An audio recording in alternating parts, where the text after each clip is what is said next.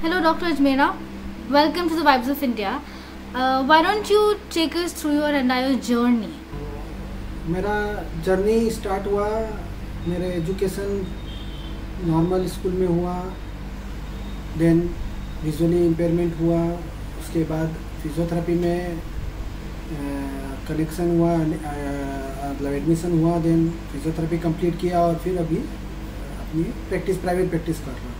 इस तरह से ओवरऑल मेरा जर्नी है। स्कूलिंग मैंने किया, बट स्कूलिंग करते करते मेरे विज़न में प्रॉब्लम आया और उसी समय मेरे 12th में एग्ज़ाम था, बोर्ड एग्ज़ाम, उसी समय विज़न में प्रॉब्लम आया ड्यू टू चाइल्डहुड ग्लूकोमा। उसकी वजह से आइज़ में विज़न लॉस हुआ और मेरे को उसी समय से फिर विद हेल्पर बोर्ड एग्ज़ाम देना पड़ा और उसमें भी बहुत अच्छा स्कोर किया मैंने। उसके बाद मेरे को चूज़ करना था कि मेरे को आगे क्या स्कोप करना है। तो पहले तो मेरा मूड था कि मैं हायर स्टडीज़ में जाना था। मेरा एम था लाइफ का कि मैं या तो डॉक्टर बनूं या IAS ऑफिसर बनूं या IIM अहमदाबाद से MBA करूं, बट विजुअली इम्पेयरमेंट की वजह से फिर मेरे को अपना वो सब छोड़ करके फिर उसके बाद मेरे को ये चूज़ करना था कि मेरे को किस फील्ड में जाना है या क्या मैं कर सकता हूँ। तब मेरे को यहाँ ब्लाइंड पीपल्स एसोसिएशन में doctor Bhushan Punani, doctor BK Panchal और उनके डॉक्टर जगदीश पटेल, कन्नू भाई ठाकर, इन सबसे मेरा मिलना हुआ। उन लोगों की गाइडेंस लिया और उन्होंने मेरे को सजेस्ट किया था फिजियोथेरेपी करने के लिए। सबसे पहला तो हाईलाइट में ये है कि मैंने ड्यूरिंग स्कूलिंग मैंने स्काउटिंग जो सब वो होता है एक्टिविटी, स्काउट्स में प्रेसिडेंट अवार्ड लिया हुआ है और गुजरात में फर्स्ट लीडर में ऐसा था जिसको स्काउट्स में प्रेसिडेंट अवार्ड मिला था। उसके अलावा यही सबसे मेन तो फिजियोथेरेपी में एडमिशन लेना और उसमें सक्सेसफुली प्रैक्टिस करना, ये भी एक बहुत बड़ा चैलेंज था क्योंकि मैं बाय बर्थ विजुअली इम्पेयर्ड नहीं था, बाद में हुआ तो उसको कोकअप करना और बाद में सब मैनेज करके सब प्रैक्टिस करना, ये भी एक बहुत बड़ा चैलेंज था, पर भगवान की दया से वो सब अच्छे से मैनेज कर पाए।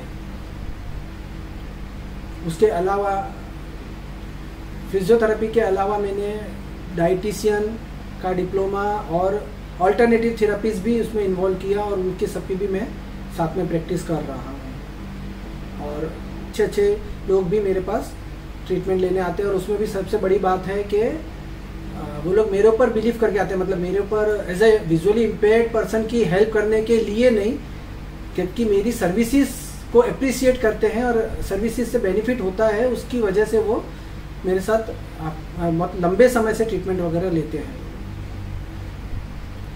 So what was your inspiration behind physiotherapy?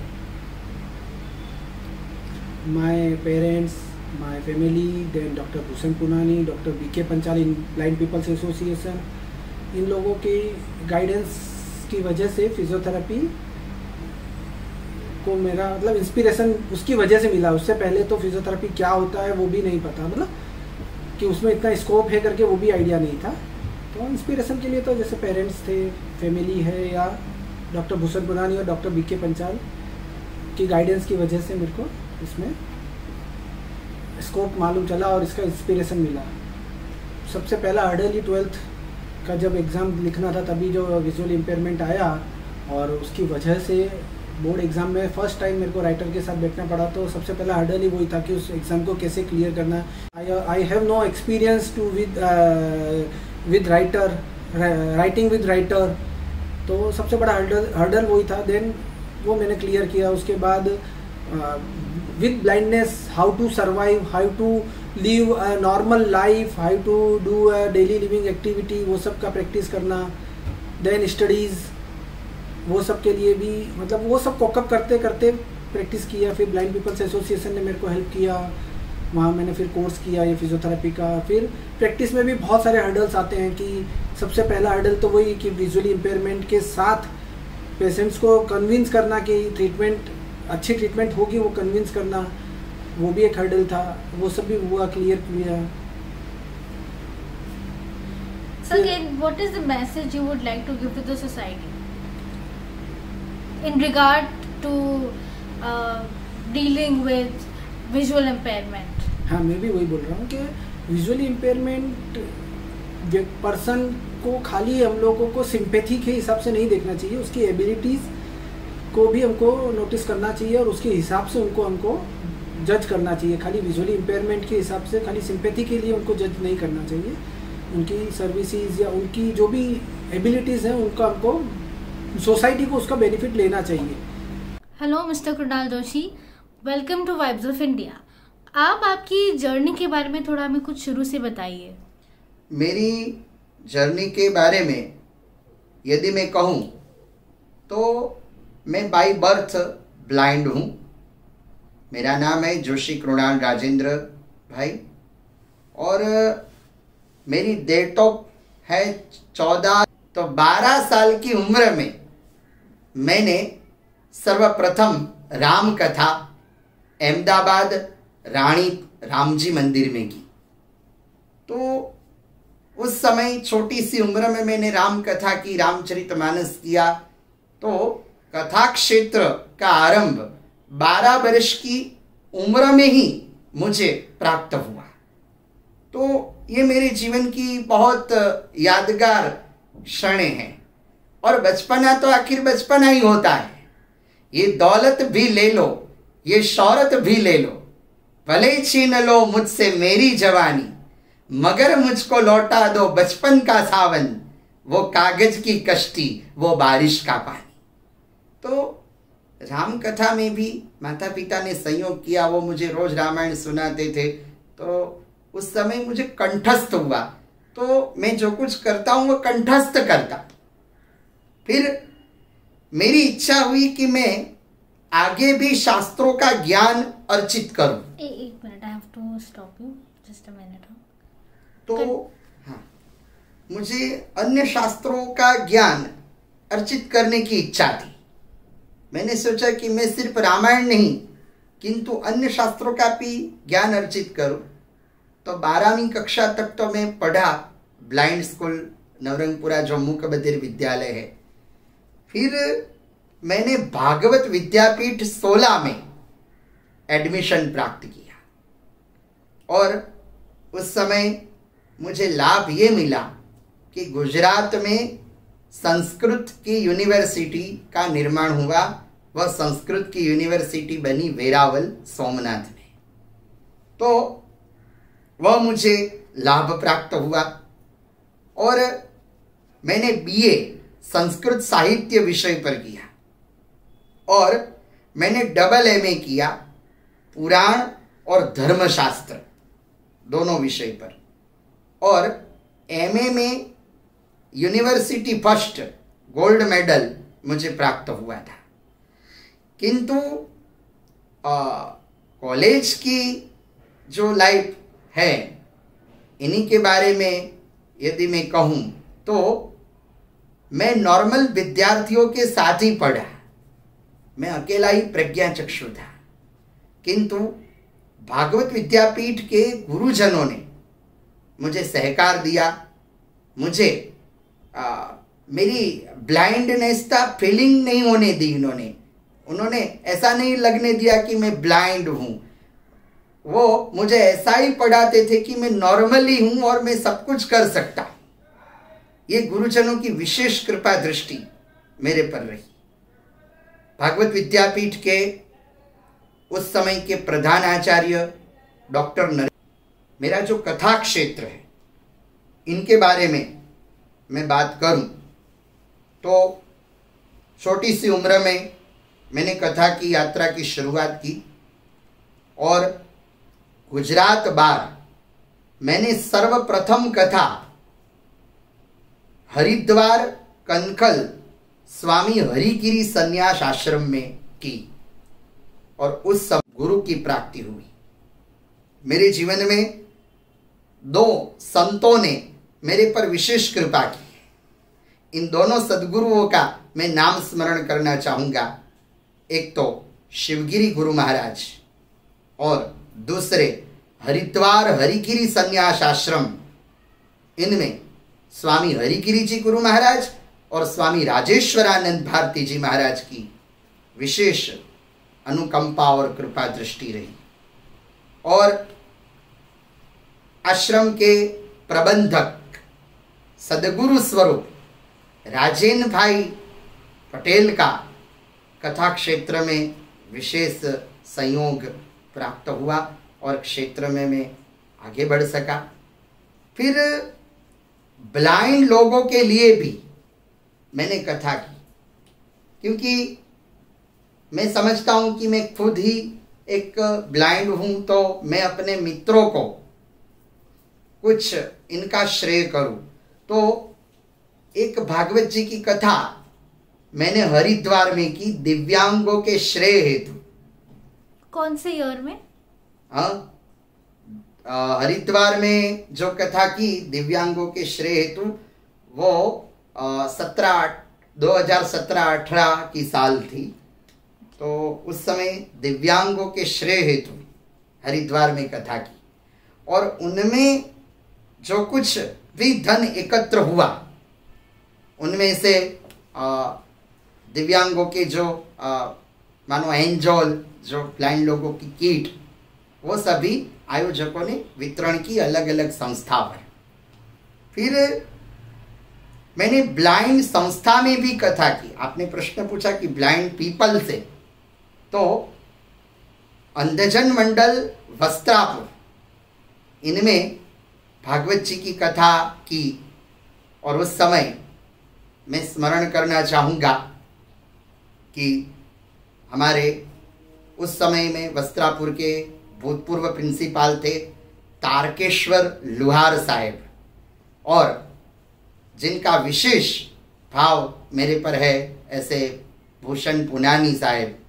तो इन सब लोगों ने विद्यार्थियों के लिए एक कथा का आयोजन, वो भी 2017 में ही किया था वस्त्रापुर में, और ब्लाइंड लोगों ने भागवत जी की कथा का लाभ लिया। ओके, आप ये बताइए कि अब आपके फ्यूचर में क्या क्या गोल्स हैं? मेरे फ्यूचर में एक ही गोल्स है कि वैदिक सनातनी जो संस्कृति है, वो संस्कृति का प्रचार प्रसार और शास्त्रों का प्रचार प्रसार, यही मेरा गोल है। और मैं वो कार्य भी कर रहा हूँ। अभी एक व्हाट्सएप में ग्रुप भी चल रहा है भक्ति सुधा नाम का। तो वह ग्रुप ऐसा है कि गुजरात के 200 से 300 ब्लाइंड भाई बहन मेरे लेक्चर का लाभ व्हाट्सएप के माध्यम से ले रहे हैं। जब कोरोना महामारी आई तो पहला लॉकडाउन आया, तब से ये भक्ति सुधा ग्रुप शुरू था। तो ब्लाइंड संस्थानों में भी मैंने कथा की है। वैसे भावनगर में भी कथा की है ब्लाइंड संस्था में, मोगरी में भी की है।